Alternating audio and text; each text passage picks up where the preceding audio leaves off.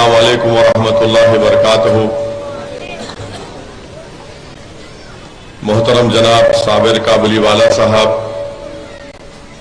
सदर गुजरात मजलिस इत्तेहादुल मुस्लिमीन,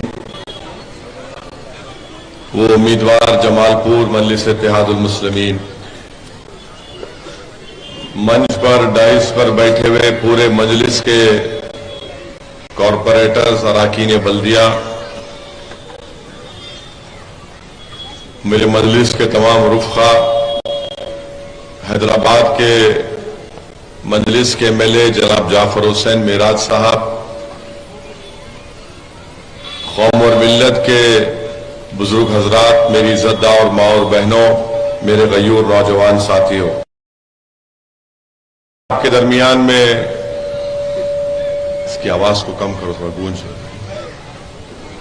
मैं आपके दरमियान में इसलिए खड़ा हूं ताकि आपसे ये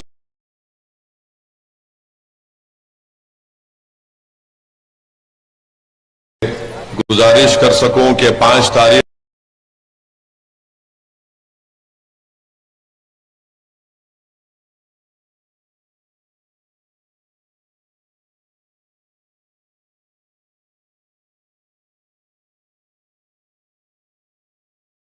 मैं आपका शुक्रिया अदा करता हूं और आपने देखा कि अपनी कामयाबी के बाद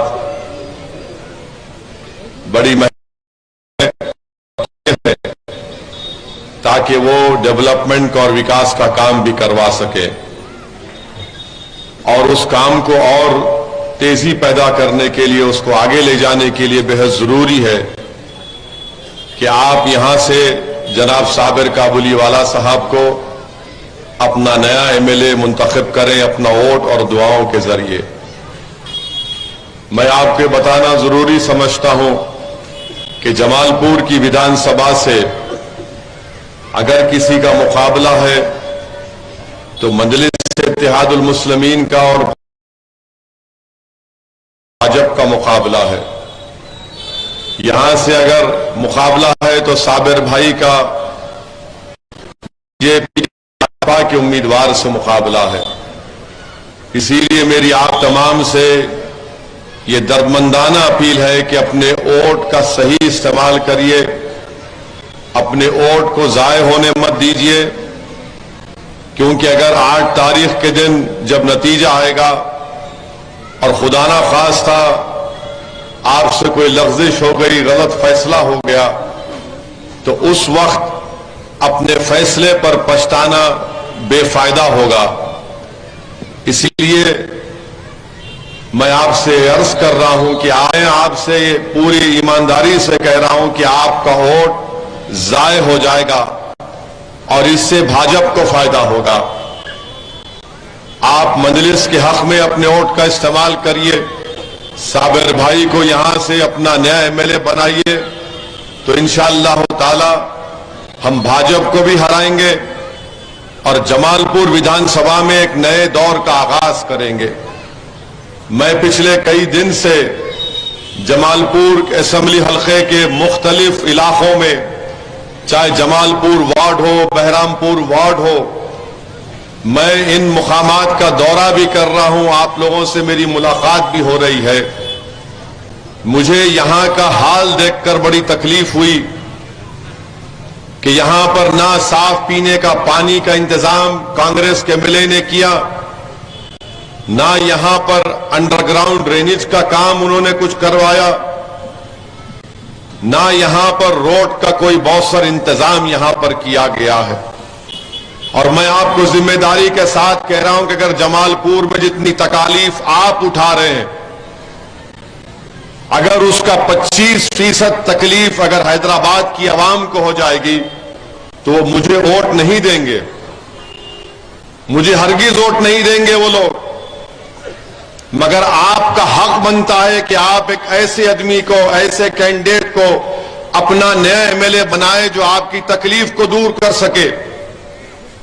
और मैं बता रहा हूं कि आपको 4 तारीख को मैं जब हैदराबाद वापस जाऊंगा तो 4 तारीख को हैदराबाद की पार्लियामेंट में एक असेंबली का हल्का है जिसका नाम याकूतपुरा है।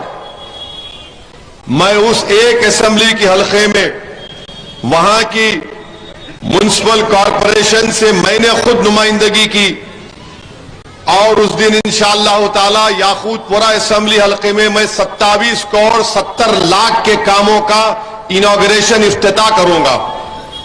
सिर्फ एक असेंबली हल्के में 27 करोड़ 70 लाख। एक हैदराबाद की पार्लियामेंट में 7 विधानसभा आती है, 7, जिसमें से एक में मैं सिर्फ एक दिन में 27 करोड़ 70 लाख के कामों का इनॉग्रेशन करूंगा, जिसमें cement road, storm water drain, street light, ये पूरे काम करवाए जाएंगे। अगर आप साबिर भाई को यहां से कामयाब करेंगे, मैं जमालपुर की तरक्की की जिम्मेदारी असदुद्दीन ओवैसी की होगी। मैं आपको तयक़ुन दे रहा हूं, आपसे वादा कर रहा हूं। साबिर भाई एमएलए जरूर रहेंगे, मगर साबिर भाई को मैं दौड़ाऊंगा आपके काम कराने के लिए। मैं आपसे वादा कर रहा हूं कि महीने में एक दिन इंशाअल्लाह ताला मैं जमालपुर विधानसभा में आऊंगा, और जैसा कि आज हमने अयूब खान साहब, अजीम खान साहब के साथ हमने रायगढ़ में दौरा किया, इसी तरीके से आपके इलाके में आकर आपके घर में बैठकर मैं साबिर भाई से पूछूंगा कि बताओ आपने रायगढ़ की जनता के लिए, आवाम के लिए क्या काम करवाया। ये मेरी जिम्मेदारी होगी। आप मेरी इस बात का यकीन करिए, मैं आपको इलेक्शन सामने है या आपका वोट हासिल करने के लिए नहीं कह रहा हूं, बल्कि पूरी ईमानदारी से और जिम्मेदारी से आपसे कह रहा हूं कि मैं ये करूंगा।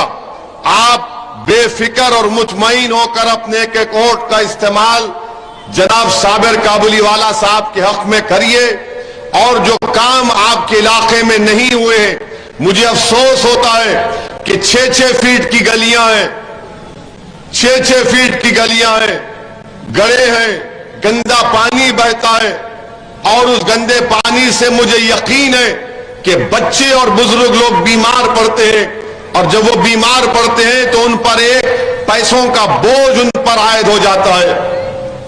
तो इसीलिए आपको फैसला करना है कि एक अच्छे कैंडिडेट को, जो साबिर काबुलीवाला आपके सामने है, ये वो साबिर है जब कोविड में 2 कोविड की वेव आई थी, और दोनों कोविड की वेव में कांग्रेस का एमएलए जमालपुर से भागकर किसी फार्म हाउस पर जाकर छुप गया था, और जब कोविड का तकलीफ में आप मुब्तला थे तो कोई फिर रहा था अपनी जान को खतरे में डालकर गरीबों की मदद कर रहा था।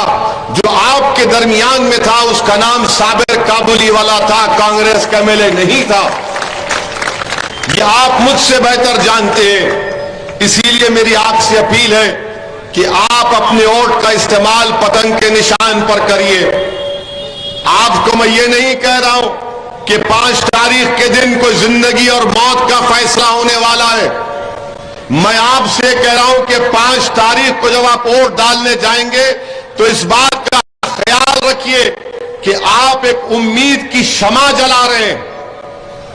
जब 5 तारीख को आप वोट डालने जाएंगे तो अगर आप कांग्रेस को वोट देंगे तो वो खौफ का होगा, अगर आप साबिर काबुलीवाला और मजलिस इत्तेहादुल मुस्लिमीन को देंगे तो आप उम्मीद की बुनियाद पर वोट दे रहे हैं। मैं आपसे नहीं कह रहा हूं कि खौफ की बुनियाद पर वोट दो, उम्मीद की बुनियाद पर मजलिस इत्तेहादुल मुस्लिमीन को वोट दो आप। मैं आपको यह नहीं कह रहा हूं कि आप कांग्रेस को वोट इसलिए दो ताकि रायगढ़ में गंदगी रहे। मैं आपको कह रहा हूं कि मजलिस को इसलिए वोट दो ताकि रायगढ़ को हम और अच्छा बना सके, खूबसूरत बना सके, साफ बना सके। तो 5 तारीख के दिन जब आप वोट डालने जाएंगे तो मेरी हमारे नौजवान भाइयों से अपील है कि हीरो बनकर जाओ, हीरो बनकर जाओ। और मेरी मां और बहनों से गुजारिश है कि आप हिजाब पहनते, निकाब पहनते, क्या पहनते, मगर बराबर जाओ वोट डालने के लिए, खौफ की बुनियाद पर नहीं, उम्मीद की बुनियाद पर साबिर को कामयाब करो। जब तुम उम्मीद की बुनियाद पर किसी को वोट दोगे तो खौफ तुमसे दूर हो जाएगा। अगर खौफ की बुनियाद पर दोगे तो हमेशा खौफ रहेगा। अगर तुम ये समझते हो कि भाजपा खौफ है और कांग्रेस को वोट देना है तो फिर खौफ खत्म नहीं होगा। अगर आप मजलिस को वोट देंगे उम्मीद की बुनियाद पर, तो उम्मीद जब किसी इंसान में पैदा होती है तो दुनिया का कोई खौफ उसके अतराफ नहीं मंडलाता, क्योंकि खौफ दूर हो जाता है और उम्मीद आपको ताकतवर बनाती है। तो मेरे अजीज दोस्तों और बुजुर्गों, अब ये कांग्रेस के एमएलए है, इसको पूछिए बुलाकर आप कि तुमने असेंबली में, गुजरात के असेंबली में अल्पसंख्यक समाज हो, दलितों के बारे में तुमने क्या पूछा, तुमने उनकी तरक्की के लिए क्या सवाल किया। आपको मालूम कि हमारी दलित बहन बैठी हुई है जो कॉर्पोरेटर है, आज गुजरात में 9th क्लास में जो दलित बच्चे एनरोल होते हैं उनकी तादाद 41,000, ये 2019 और 20 का डेटा है। बच्चियों की तादाद 31,943। अब आप देखते जाइए, जो भाजपा कहती है कि सबका साथ, सबका विकास, हम सब समाज का काम करते हैं, कितना झूठा है। यही बच्चियां दलित की और बेटे जब 10th क्लास में आते हैं तो बच्चे 41,000 से 33,000 पर आ जाते हैं, 33,000 पर आ जाते हैं। हमारी बेटियां, दलित बेटियां जो 9th क्लास में 31,000 है, वो 10th क्लास में जब आती है तो उनका नंबर 27,000 हो जाता है। कितनी कमी हो गई? 4,000 की कमी बच्चियों में हो गई, और बच्चों में 8,000 बच्चे ड्रॉप आउट हो जाते हैं दलितों के। ये दलित समाज को सोचना पड़ेगा। फिर यही 33,000 बच्चे और 27,000 दलित बेटियां जब 11th क्लास में आती हैं तो 33 से सिर्फ 20,000 आती हैं, 33 से सिर्फ 20,000 आती हैं, और वही बच्चियां 27,000 से खाली 19,000 पर आती। आप अंदाजा लगाइए, गिरते जा रहा है नंबर 8,000 तक। और जब वो दलित बच्चे और बच्चियां 12th क्लास में आती हैं तो 11th में 20,000 बच्चों का वो आ जाता है 19,000 पर, और बेटियों का 19,000 से 17,000 आ जाता है। अब ये बात पूछो आप कांग्रेस का जो एमएलए, वो बोलेगा ये कहां से लाया हो ऐसी नंबर, ये इसको पता ही नहीं है। खाली खौफ की बुनियाद पर वोट दो, डर की बुनियाद पर वोट दो। ये डेटा जो है, ये डेटा गुजरात सरकार का है। तो ये बात अगर कोई गुजरात की विधानसभा में जाकर करेगा दलित समाज के लिए, उनके बच्चे और बच्चियों को पढ़ाने के लिए, तो उसका नाम साबिर काबुली वाला होगा इंशाअल्लाह ताला। और फिर आप देखो, इससे पूछिए ये कांग्रेस के एमएलए से कि गुजरात में पिछले साल अहमदाबाद में, गुजरात में कितने उर्दू स्कूल बंद हुए, पूछिए इससे। बोलेगा नहीं मालूम। अरे तू थम्स अप है या एमएलए है, बता दे हमको, क्या मालूम तुझको। फिर पिछले साल गुजरात में एक ही साल में 23 स्कूल बंद हो गए, 23 स्कूल। आप अंदाजा लगाइए गरीब बच्चे बच्चियां कहां जाकर पढ़ेंगी। इनके मां बाप के पास इतनी कमाई नहीं है कि प्राइवेट स्कूल में डालकर पढ़ा सके। ये आपकी बर्बादी की दास्तान को आपके सामने रख रहा हूं। 23 स्कूल बंद हो गए, और फिर कई उर्दू मीडियम प्राइमरी स्कूल को मर्ज करके उनको खत्म कर दिया जा रहा है गुजरात में, अहमदाबाद में। ये बात करने वाला कौन होगा गुजरात की विधानसभा में? ये लोग नहीं कर सकते, ये मामू है, इनसे कुछ नहीं होने वाला है, ये बोल भी नहीं सकते। ये बात का अगर कोई जिक्र करेगा तो उसका नाम साबिर काबुली वाला है। पूछो इनसे कि कितने मुस्लिम बच्चे गुजरात में स्कूल से ड्रॉप आउट हो जाते। पूरे गुजरात में ड्रॉप आउट रेट 20% है। ड्रॉप आउट रेट यानी बच्चे स्कूल छोड़ देते। मुसलमानों का सबसे ज्यादा क्यों है दलितों के बाद? कोई तो पूछने वाला होगा ना। अगर गुजरात की विधानसभा में साबिर जाएगा तो सरकार किसी की भी होगी, कोई भी माइका लाल मुख्यमंत्री होगा, मगर मेरा साबिर उस माइका लाल की आंख में आंख डालकर बोलेगा कि बताओ ये क्या हो रहा है। 27 साल से आप कांग्रेस को वोट दे रहे हैं, क्या मिला आपको बताइए? यही बर्बादी मिली आपको। बच्चों का मुस्तकबिल बर्बाद हो गया। तो 5 तारीख के दिन जब वोट डालने जाएंगे मेरी मां और बहनों, बुजुर्गों, नौजवानों, तो आप बुजुर्गों से, मेरी माओं से और उनके वालिदैन से मेरी ये इल्तिजा है कि अपने बच्चों को सामने रखकर डालो, उनके मुस्तकबिल को सामने रखकर वोट डालो। और आपको मालूम कि गुजरात में अल्पसंख्यक समाज का बजट कितना है, माइनॉरिटी जिसमें मुसलमान, ईसाई, पारसी, जैन और सिख आते हैं, कितना बजट है मालूम आपको? यहां पर चलिए उस अल्पसंख्यक समाज में मुसलमानों का ले लीजिए, 11% के करीब मुसलमान की आबादी है गुजरात में, है ना? कितना बजट है उस मिनिस्ट्री का? 71 करोड़ से कभी नहीं बढ़ा, 71 करोड़ से यह बजट कभी नहीं बढ़ा। ये कांग्रेसी गूंगे बन के बैठते हैं असेंबली में, जब चुनाव आया तो बोलते कौम कौम कौम, इस्लाम खतरे में है। अरे इस्लाम कभी खतरे में था ना कभी रहेगा इंशाअल्लाह ताला। तू अपनी डूबती हुई किश्ती को देखकर इस्लाम का नाम ले रहा है, डूब के तू मरेगा इंशाअल्लाह ताला सियासी तौर पर।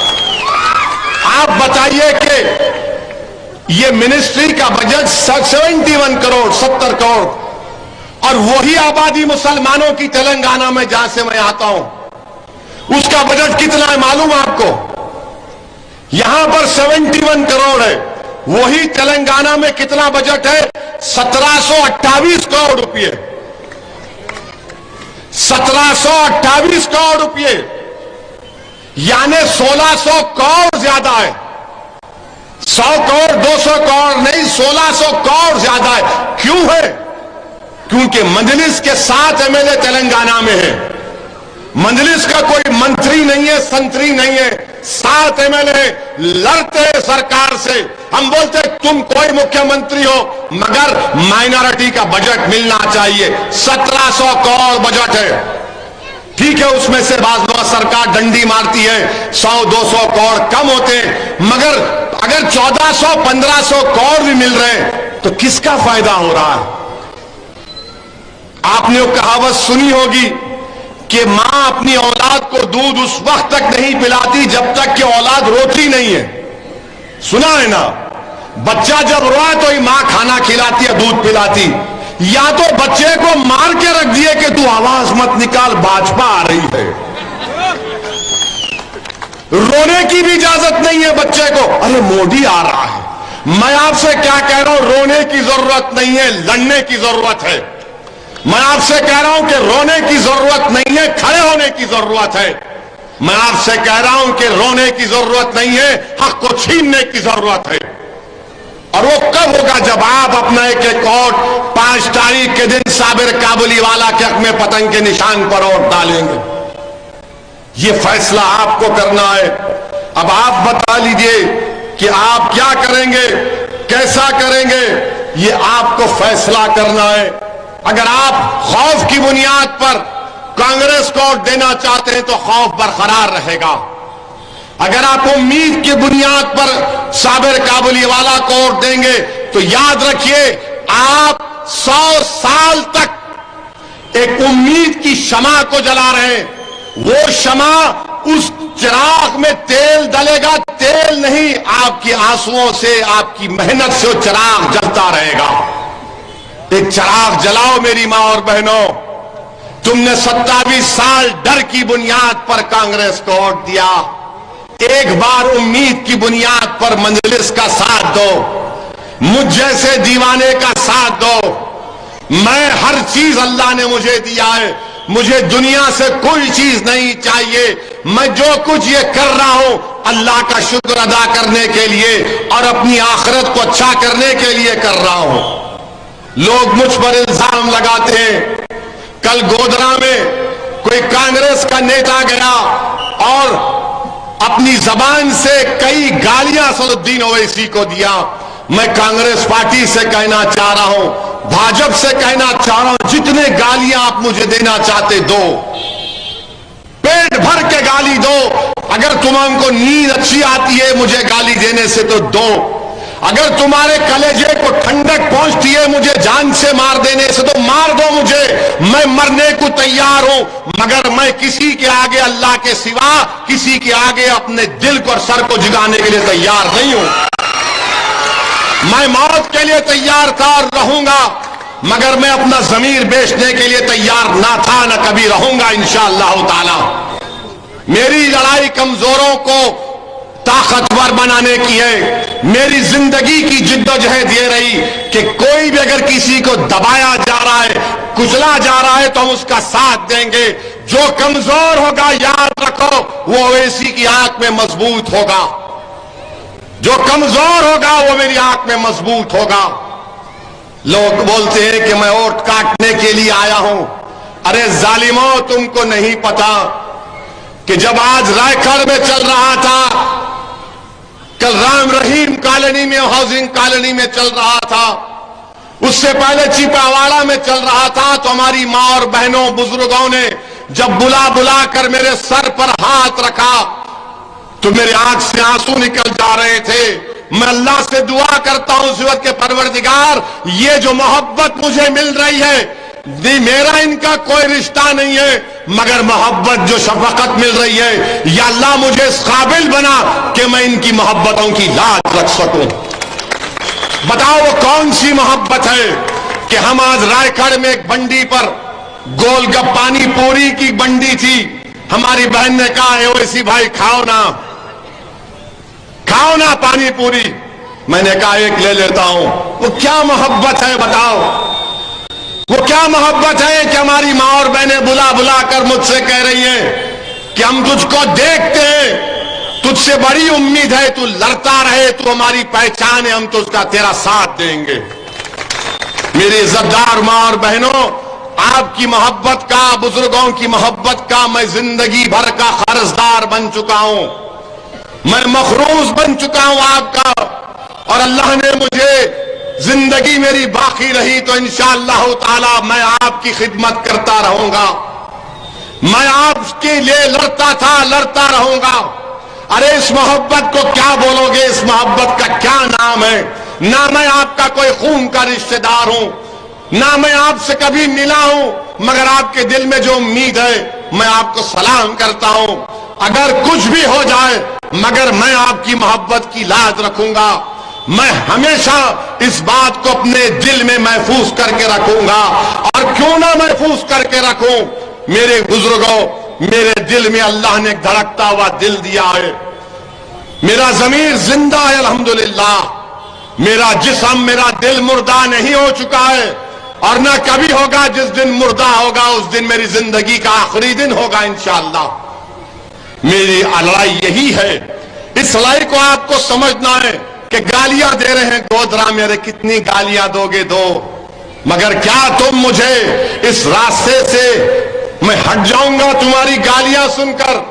ऐ कांग्रेसियों, तुम नहीं जानते सदुद्दीन ओवैसी को, मैं रोज गाली सुनता हूं मेरे दुश्मनों से, रोज धमकियां दी जाती है मुझे व्हाट्सएप के ऊपर, कभी सिग्नल के ऊपर, टेलीग्राम के ऊपर, एसएमएस के जरिए मैं रोज सुबह में पढ़ता हूं और अल्लाह से दुआ करता हूं कि परवरदिगार तू जब तक चाहेगा मैं जिंदा रहूंगा, तू जब तक चाहेगा इज्जत देता रहेगा, तू जब तक चाहेगा मेरी जबान चलती रहेगी। तो सुन लो गालियां देने वालों, तुम्हारी गालियों से कोई असर नहीं होता। मैं गोधरा की आवाम को भी यहां से, रायगढ़ से पैगाम देना चाह रहा हूं कि आपको असदुद्दीन ओवैसी को कोई गाली देता है तो फिक्र मत करिए, वो गाली इसलिए दे रहे हैं क्योंकि उनके मां बाप ने उनको सही परवरिश उनकी नहीं की। गलती उन प्यारों की नहीं है, उनकी मां बाप की है कि उनकी जबान से यही गाली निकलती है। और गालियां खाना तो सुन्नत है।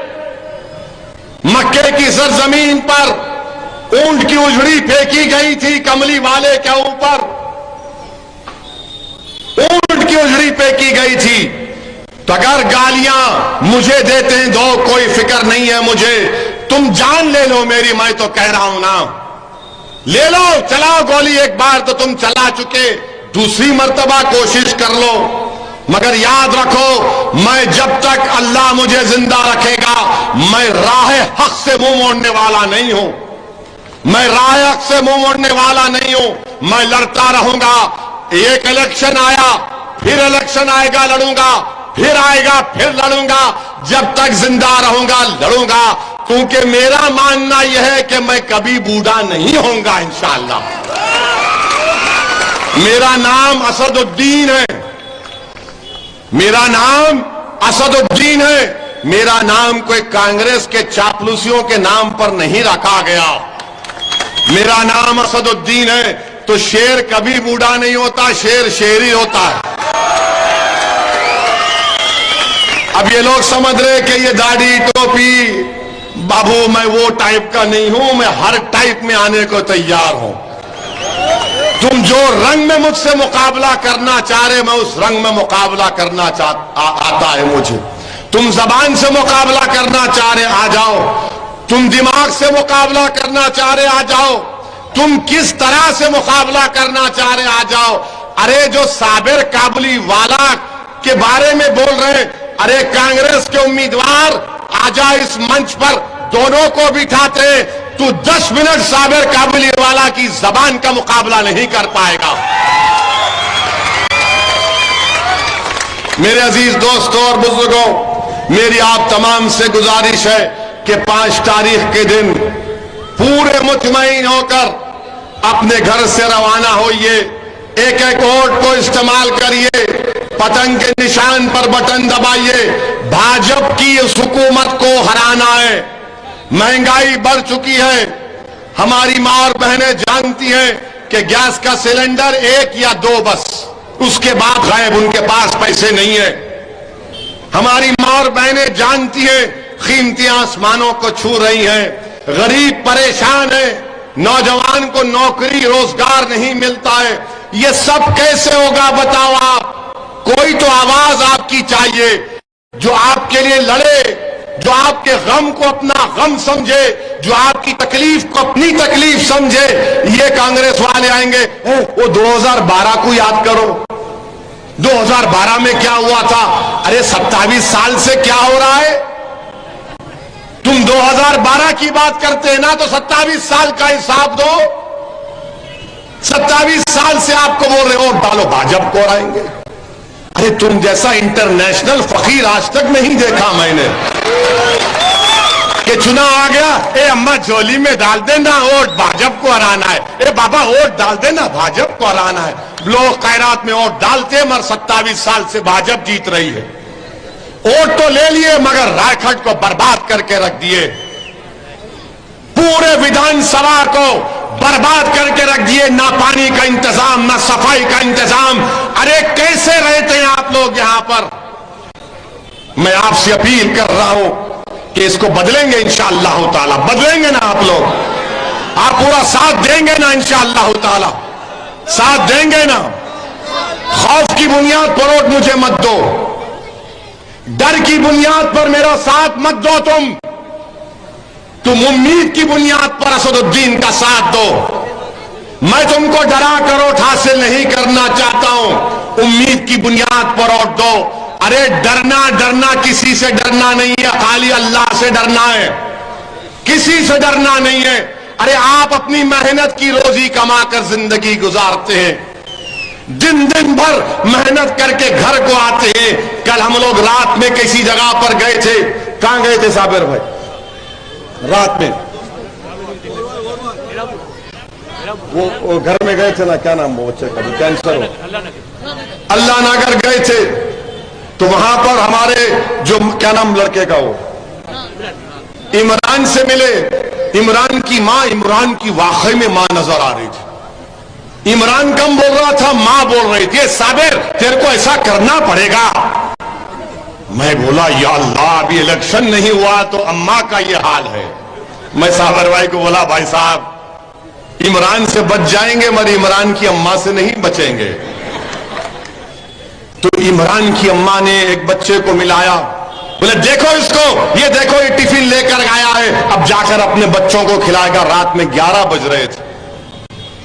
देखो उसने कहा, उस मां ने कहा क्या आप जानते हैं तकलीफ कितनी हुई मुझे?